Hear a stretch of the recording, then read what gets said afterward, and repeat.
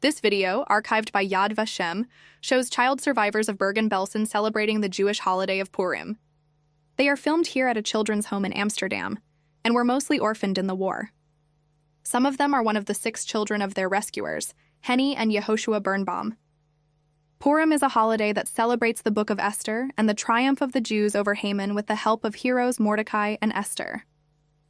Traditionally, Jews dress up in costumes, and it is a fun holiday full of celebration, candy, and sweets, and giving to the needy.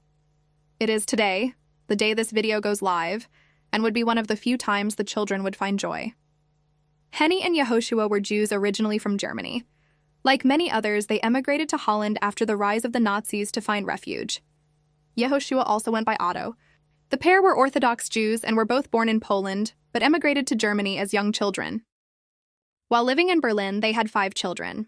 After the Third Reich had taken control of Germany, the Birnbaums were at further risk because they weren't born in Germany.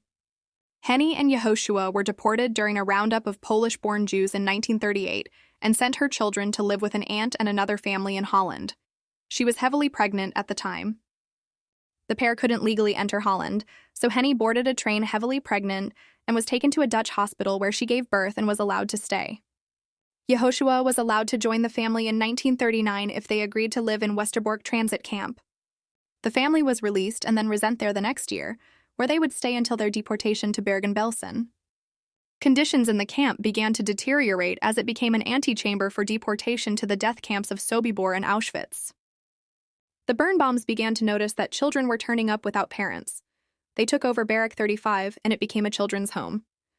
The family did everything they could to protect the children from deportation, even providing fake baptism certificates and trying to pass off some of them as illegitimate children of German soldiers and Jewish women. Eventually, they were deported to Bergen-Belsen with 200 children in their care.